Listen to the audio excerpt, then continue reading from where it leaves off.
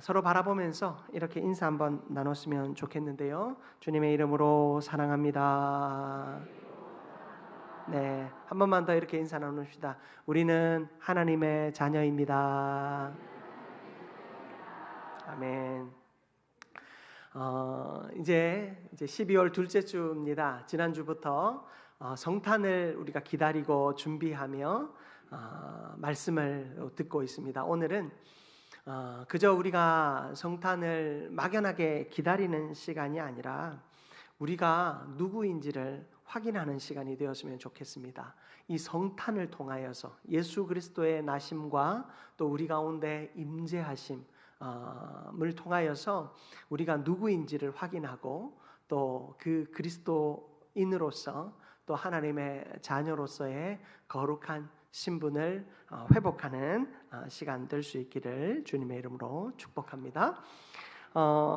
네덜란드 화가 렘브란트의 명화 가운데 탕자의 돌아온 탕자라고 하는 작품이 있습니다. 이 작품을 보던 이 헨리 나우엔이라고 하는 또 우리 이 시대 거룩한 또 영적 지도자 이 헨리 나우엔이 그 그림을 묵상하다가 자신의 글 탕자의 귀환에서 이런 글귀를 남겼습니다. 나는 실패와 상처를 안고 돌아온 아들이었지만 아버지는 이미 두 팔을 벌리고 나를 아들이라 부르고 계셨다. 자신은 실패와 상처를 안고 배신자로서 아버지께 돌아왔지만 아버지는 이미 두 팔을 벌리고 나를 안아줄 준비를 하고 계셨다라는 것입니다. 하나님이 왜 나를 이미 안아줄 준비를 하고 계셨는가?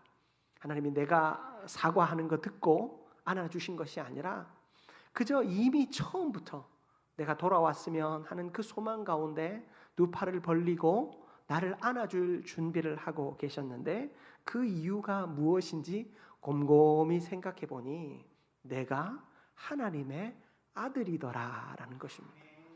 내가 하나님의 자녀다라는 사실을 인지하는 그 순간 그 모든 것이 당연하게 여겨졌습니다. 헨리 나우엔은 평생을 내가 그리스도인으로서 어떻게 살아갈 것인가 그 삶에 대한 고민 속에 장애인들과 그리고 소외된 사람들을 돕는 일을 평생을 하게 됩니다.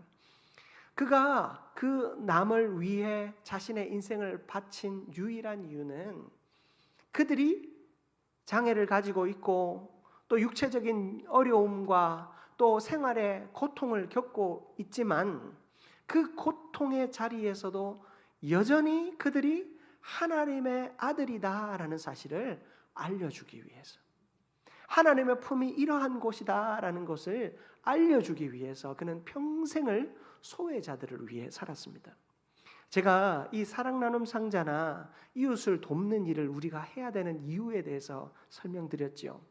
여러분, 우리가 이웃을 도와야 하는 이유는 우리가 이런 작은 나눔이 그들을 향하여 흘러감으로써 하나님이 우리의 아버지시다라는 사실, 그리고 그들이 하나님의 자녀이다라는 사실을 알려주기 위함입니다. 대가 없이 우리는 그들에게 나누고 베풀어야 합니다. 교회 안에 소외된 자들을, 연약한 자들을 향하여 우리는 대가 없이 나누고 베풀어야 합니다. 내가 이 정도 했으니 너도 그 정도 했으면 좋겠다가 아니라 그저 내가 할 수 있는 최선의 것을 하라는 것입니다. 초대교회 성도들이 자신의 가진 것들 가운데 일부를 가지고 왔습니다. 자신에게 하나님이 넉넉하게 주신 사람은 그 넉넉한 것을 가지고 왔고 조금 주신 사람은 그 조금 주신 것 가운데 일부를 가지고 나와왔습니다. 우리가 하나님 앞에 그 모든 것들을 가지고 나올 때 하나님의 놀라운 은혜와 사랑이 우리 속에 풍성히 충만히 채워짐을 우리는 경험했습니다.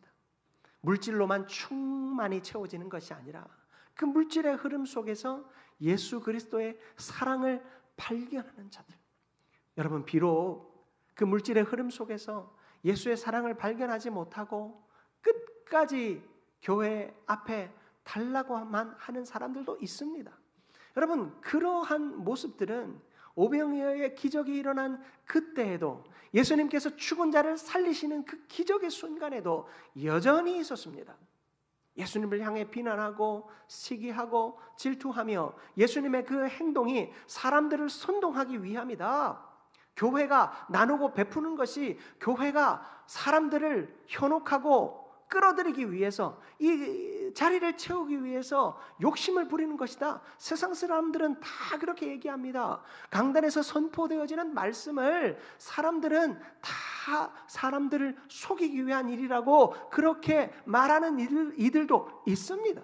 그러나 그 속에서 예수 그리스도를 발견하고 우리의 아버지 되신 하나님을 발견하는 이들이 있어지기에, 그들이 있기에 우리는 한순간도 복음을 선포하며 그들을 위하여 나누고 베푸는 일을 멈추어서는 안 되는 것입니다. 10명의 나병 환자들이 주님 앞으로 다 나왔지만, 주님이 주실 수 있는 최고의 것을 그들에게 선물해 주었지만 단 한 명만 주님 앞으로 돌아온 것처럼, 여러분, 우리가 전도하고 복음을 전하며 우리가 열심히 이웃을 구제하고 섬기지만 그 많은 사람들 중에 한 사람만 돌아올 수 있다 할지라도, 여러분, 그것은 하나님께서 우리를 향하여 행하신 놀라운 생명의 역사와 견줄 수 있는 놀라운 기쁨의 열매요, 기쁨의 잔치임을 믿습니다. 여러분, 그러므로 우리가 우리에게 돌아올 것, 세상의 논리는 우리가 100을 투자했으면 100 이상의 것이 돌아와야 하지만, 우리는 100을 투자한다 할지라도 일 하나 건지기 어려운 그 생명의 사역들을 합니다. 세상의 논리와는 상관없이 우리는 온전히 한 영혼을 살리기 위해 온 힘을 다합니다. 그 이유는 뭐라고요? 하나님이 그들을 사랑하시는 아버지 되시기 때문입니다. 우리 역시 그 아버지 되신 하나님께서 우리를 초청하셨고, 또한 우리에게 영원한 생명 주셨으므로 아버지를 아버지라 부를 수 있는 참 아들이 되었습니다. 오늘 우리가 읽은 요한복음 1장 12절 말씀은 바로 이러한 신분의 회복에 대하여 이야기하고 있습니다. 우리 같이 한번 합독해 볼까요? 12절입니다. 영접하는 자, 곧 그 이름을 믿는 자들에게는 하나님의 자녀가 되는 권세를 주셨으니, 성탄을 기다리는 오늘 우리의 이 마음 속에 하나님 아버지를 영접함으로 하나님의 자녀가 되는 권세를 누리게 되는 우리 모두가 되기를 주님의 이름으로 축복합니다. 첫 번째로 우리가 살펴볼 것은 하나님의 자녀됨은 영접함에서 시작된다라는 것입니다. 우리의 이 신분의 회복은 영접함에서부터 시작됩니다. 여러분요, 이 영접이라고 하는 것은 단순히 감정적으로 호감을 느끼는 것이나 어떤 종교적인 관심을 가지는 행동이 아닙니다. 영접이라고 하는 것은 예수 그리스도를 우리의 삶의 주인으로 받아들이는 결정입니다. 예수 그리스도를 우리의 삶의 주인으로 받아들이는 우리의 결정인 것입니다. 내 마음의 문을 여는 구체적인 행동입니다. 누군가가 문 앞에서 벨을 누를 때, 요즘 우리 화면을 보잖아요. 화면을 보고 이 문을 열어야 할지 말아야 할지 내가 결정하고 이 집의 문을 엽니다. 문을 여는 순간 그 사람이 우리 집으로 들어오기를 허락하는 것이죠. 여러분, 영접이라고 하는 것은 우리가 예수 그리스도가 우리의 삶의 주인 되시고 나의 삶의 자리에 들어오시도록 문을 여는 일입니다. 결정하는 일입니다. 물론 신학적으로 볼 때 주님께서 우리를 찾아오시죠. 우리의 마음의 문을 열어주시죠. 죄인된 우리의 마음이 회개의 자리로 나아가므로 우리의 죄인됨을 고백하고 주님이 우리 안으로 찾아오십니다. 그러나 하나님께서는 그런 영적인 역사 가운데 우리에게 이 결정의 일, 이 영접의 일을 하도록 하셨어요. 왜일까요? 여러분, 그저 목회적 상상입니다. 하나님께서 왜 우리에게 이 영접이라는 일을 그래도 하게 하셨을까? 왜 내 입술로 예수 그리스도 나의 구주 나의 하나님이라고 고백하게 하실까? 그러지 않으셔도 우리에게 이미 찾아오시는데 왜 고백하게 하실까? 아마도 우리가 다시 하나님을 배반하지 않게 하기 위한 하나님과 우리의 최소한의 계약, 최소한의 약속이 아닐까 생각해 봅니다. 여러분, 하나님 앞에 우리가 굳이 결정하고 굳이 고백해야 되는 이유는 내가 고백했다는 거예요. 내가 언제 그랬어요, 하나님? 하나님을 내가 믿겠다고 언제 말했어요? 예수님을 믿겠다고 내가 언제 그랬어요?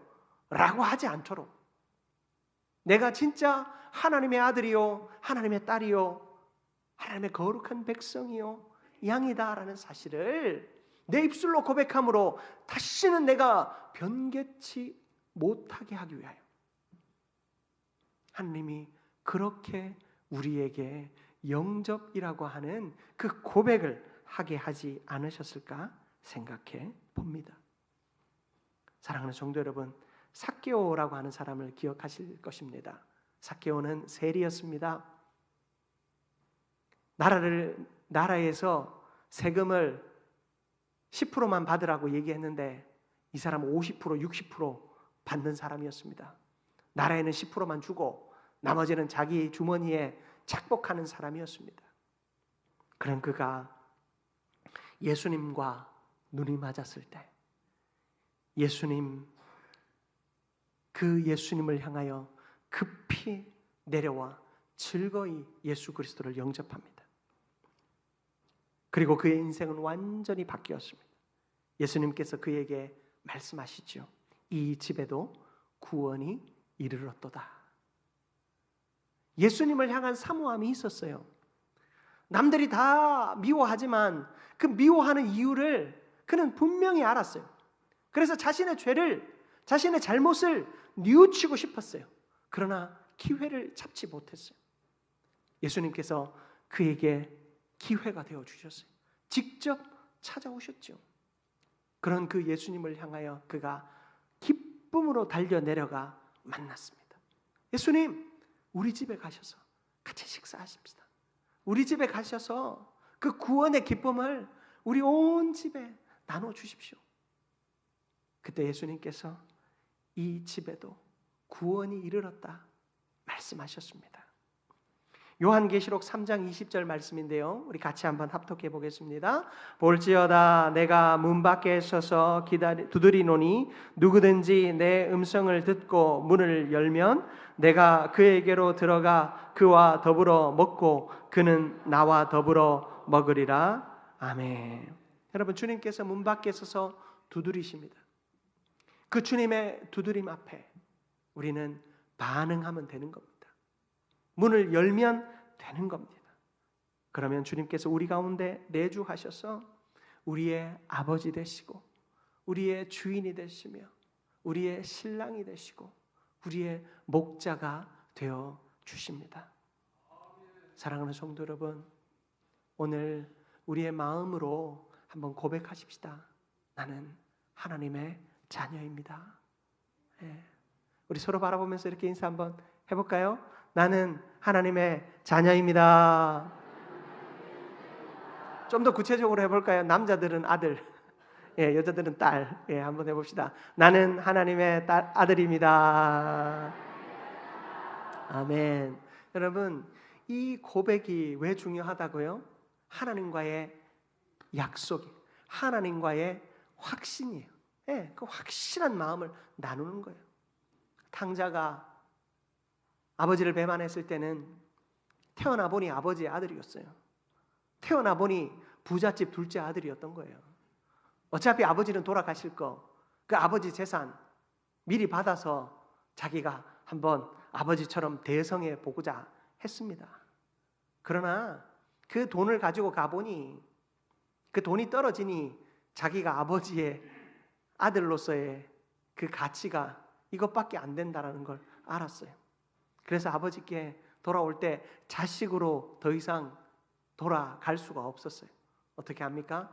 내가 아버지의 종이 되리라 이야기하고 막 그런 마음을 가지고 나아갑니다. 그러나 아버지는 어떻습니까? 처음부터 이 아들은 내 아들이었으므로 그 아들이 아버지 내가 종이 되겠습니다. 내가 아버지를 배반하지 않았습니까? 여러분 당시에 살아계신 아버지한테 유산을 미리 받는 건 아버지 복으로 죽으라고 하는 이야기이기 때문에 돌에 맞아 죽어도 별반 문제 없는 아주 나쁜 녀석인 겁니다. 그런데 아버지 보고 죽으라고 해놓고 돌아와서 무슨 면목이 있겠습니까? 아버지를 아버지라 부르지도 못하고 나를 그냥 종으로 삼아 주십시오. 먹을 것만 주면 제가 살겠습니다. 그런데 아버지는 그 아들이 처음부터 내 아들이었고 처음부터 내가 그의 아버지였기 때문에 그 아들을 기쁨으로 맞아주십니다. 사랑하는 성도 여러분, 우리는 처음부터 하나님의 아들이요 하나님의 딸이었습니다. 여러분들이 인생의 그 고달픈 자리에서 하나님을 배반하고 혹시 떠나보신 적이 있습니까? 여러분 내 몸은 돌아왔는데 혹은 마음은 아직 돌아오지 못한 분이 혹 계십니까? 하나님은 처음부터 여러분을 자녀 삼아 주셨습니다. 딸이라 불러주셨고 아버지라 아들이라 불러주셨습니다. 그 하나님께서 여러분을 향하여 두 팔을 벌리고 서 계십니다. 그 하나님께 온전히 안기게 되는 저와 여러분들 되시기를 주님의 이름으로 축복합니다. 두 번째로 하나님의 자녀는 새로운 신분의 특권을 누립니다. 요한은 하나님의 자녀가 되는 권세를 주셨다. 이 권세라고 하는 단어를 오늘 본문에서 사용하고 있습니다. 이 권세는 신분, 소속, 그리고 그 소속과 신분이 누리는 특권까지 모두 포함하고 있습니다. 믿는 순간 우리는 종이 아니라 자녀인 것입니다. 로마서 8장 15절 말씀은 이렇게 말합니다. 우리 같이 한번 합독해 봅니다. 너희는 다시 무서워하는 종의 영을 받지 아니하고 양자의 영을 받았으므로 우리가 아빠 아버지라고 부르짖느니라. 아멘. 여러분, 우리가 직장 생활을 하다 보면 늘 두려움이 있습니다. 내가 나이가 점점 차면 찰수록 언제 나가야 되나? 언제 그만둬야 되나? 언제 회사가 나를 그만두게 하는가? 그런 고민들 하지요. 그러나 자녀는 아무 걱정과 두려움을 갖지 않습니다. 특히 15절 로마서 8장 15절에 보면 너희는 다시 무서워하는 종의 영을 받지 않고 무서워하는 종의 영이다라는 게 뭡니까? 죽임을 당할까 봐, 버림을 당할까 봐 두려워하고 무서워하는 겁니다. 다시는 그런 자리로 우리가 나아가지 않게 된다라는 것입니다. 사무엘서에 보면 무비보셋이라고 하는 사람이 등장합니다. 무비보셋이 누구냐면 요나단의 아들이었어요. 사울의 손자 요나단의 아들. 여러분 다윗이 왕이 되는 순간 사울과 그 가문은 더 이상 그 나라의 자리를 잡을 수 없습니다. 특히나 다윗을 죽이려고 했기 때문에 다윗 정상적인 왕이라면 그 가문을 몰살시키는 것이 당연할 일일 것입니다. 그러나 그 가족들이 전쟁에서 대부분 죽임을 당했죠. 다윗은 그들을 죽이고 싶은 마음 없었습니다. 이 무비보셋, 요나단의 아들인 이 무비보셋은 5살 때 유모의 실수로 두 발을 다쳐서 장애를 가지고 있었습니다. 이 무비보셋은 장애까지 가지고 있었으니 당시의 왕가에서는 쓸모없는 존재로 여겨졌고 또 다윗이 자기 아버지도 죽고 할아버지도 죽고 가문이 다 망했으므로 자기도 어떻게 살아가야 될지 고민 가운데 있죠. 그래서 숨어 지냈습니다. 다윗이 이 무비보셋을 찾아냈습니다. 그리고 무비보셋에게 말합니다. 사무엘하 9장 7절에 보면 무서워하지 마라. 내가 반드시 내 아버지 요나단을 인하여 내게 은총을 베풀리라. 다윗은 원수의 집안이었지만 그 요나단과 아주 우애가 두터웠습니다. 요즘 말로 하면 절친이었습니다. 그래서 이 요나단의 아들을 향하여 자신의 아들로 삼아줍니다. 그래서 그는 더 이상 도망자의 신세로 살지 않고 왕의 식탁에서 먹는 아들과 같은 대우를 받고 살게 되었습니다. 하나님께서도 우리에게 말씀하십니다. 너는 내 아들이다. 너는 더 이상 도망자가 아니라 내 딸이다. 내 집에 속한 자다. 너는 나와 함께 먹고 마시는 자가 되었다. 하나님 말씀하십니다. 갈라디아서 4장 7절 말씀을 우리 같이 화면을 통해 합독해 봅니다. 그러므로 내가 이후로는 종이 아니요 아들이니 아들이면 하나님으로 말미암아 유업을 받을 자니라. 아멘. 여러분, 우리는요 종이 아니라 아들이래요. 아들이라면 유업을 받는 특권, 권세를 누리게 되었어요. 여러분, 유업을 받는다라는 것은 무엇입니까? 하나님이 우리에게 주시는 은혜와 복을 받아 누릴 권세가 있는 겁니다. 저 천국을 소유할 수 있는 권세가 있는 것입니다. 그리고 복음을 위하여 살아갈 수 있는 권세 또한 우리에게 있는 것입니다. 사랑하는 성도 여러분, 성탄을 맞이하여 우리가 예쁘게 교회를 꾸미고 집을 꾸미고 그리고 성탄의 불빛을 바라보며 예쁘다 하며 사진을 찍어 인스타에 올리는 그런 시간이 12월 달이 아니라 이 12월은 우리의 특권을 기억하는 시간이 될 수 있기를 축복합니다. 우리의 특권으로 우리의 특권은 무엇입니까?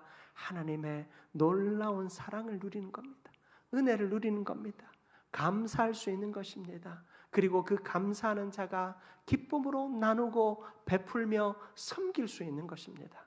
여러분, 그러므로 나누고 섬기는 것이 그저 불편하고 귀찮은 일이 아니라 특권 의식 속에서 나누고 베풀 수 있었으면 좋겠어요. 우리가 하나님의 자녀이므로, 하나님의 백성이므로 이렇게 나눌 수 있다. 하나님의 백성이므로 저들을 섬길 수 있다고.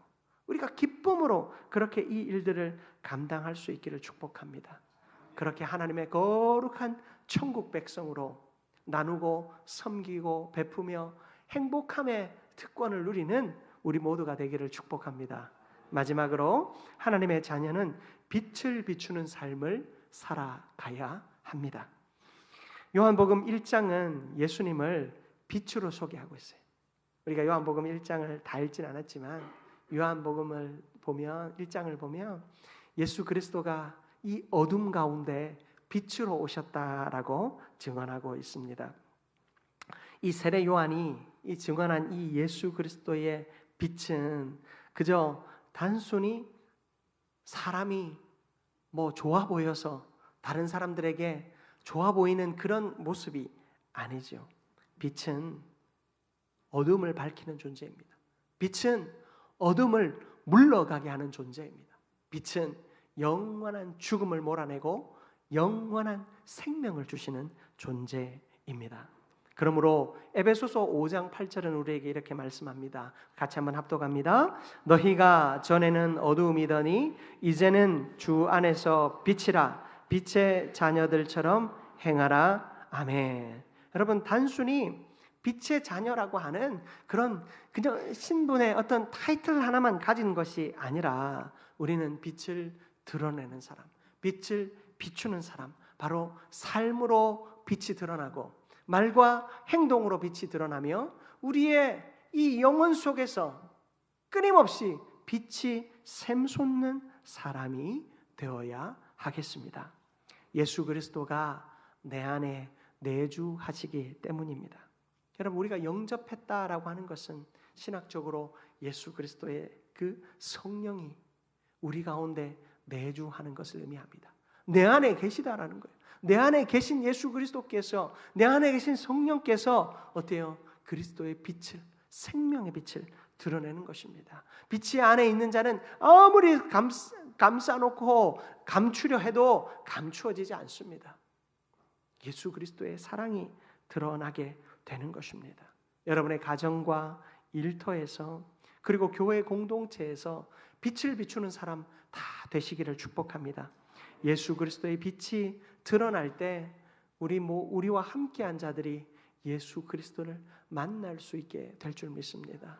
여러분, 이렇게 우리가 사랑 나눔 상자를 나누는 것도 그리스도의 빛을 드러내는 일입니다.